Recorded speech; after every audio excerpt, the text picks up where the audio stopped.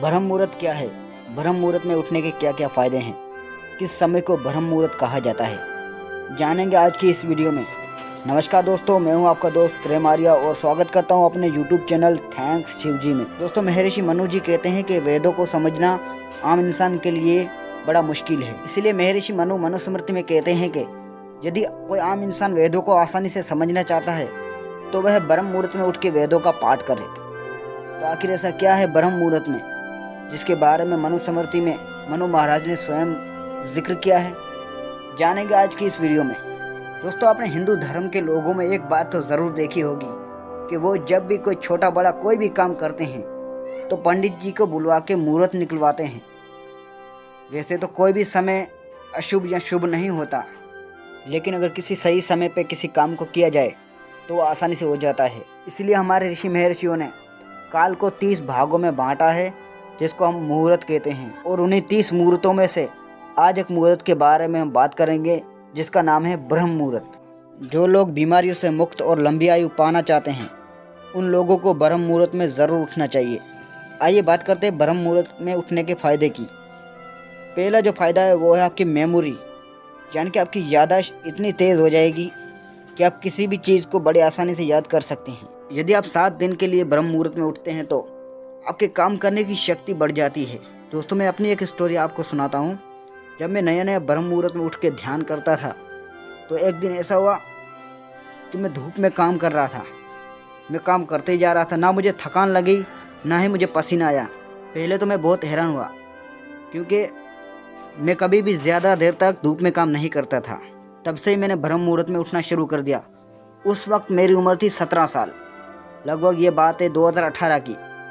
अब हम जानेंगे कि शास्त्रों में ब्रह्म मुहूर्त के बारे में क्या लिखा है। ऋग्वेद में लिखा हुआ है कि प्रातः रत्नम प्रातः ऋषिवा दिदितम चिकित्वा प्रतिगृहम दिदितो तेन प्रजम विद्योमानय यशपूषण सचित सुवीरः। इस मंत्र का अर्थ है, सूर्य उदय से पहले उठने से इंसान स्वस्थ रहता है और कोई बुद्धिमान इंसान इस समय को सो के व्यर्थ नहीं करेगा।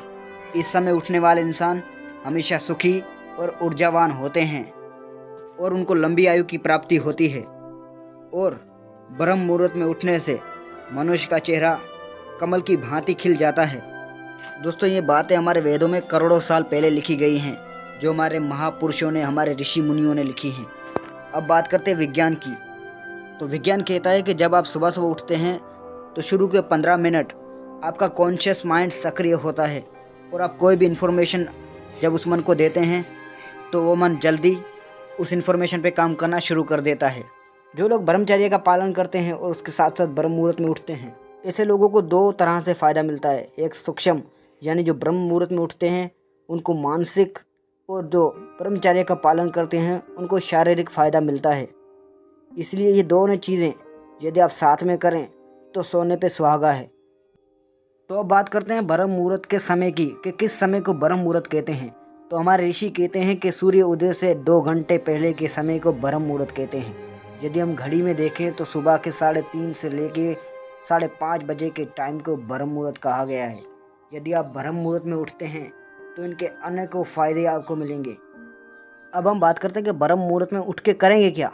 तो 2 चीज़ आप कर सकते हैं। पहला है, यदि आप आध्यात्मिक जीवन में उन्नति चाहते हैं तो आप मेडिटेशन कर सकते हैं। और अगर आप भौतिक जगत में कामयाब होना चाहते हैं तो अपने जीवन का कोई इम्पोर्टेंट काम कर सकते हैं और अपने जीवन को सुधार सकते हैं। दोस्तों, आज की वीडियो में इतना ही। यदि आपको हमारी ये वीडियो पसंद आई तो हमारे चैनल को सब्सक्राइब करें, हमारे वीडियो को लाइक करें, शेयर करें। आप सबका दिल से धन्यवाद।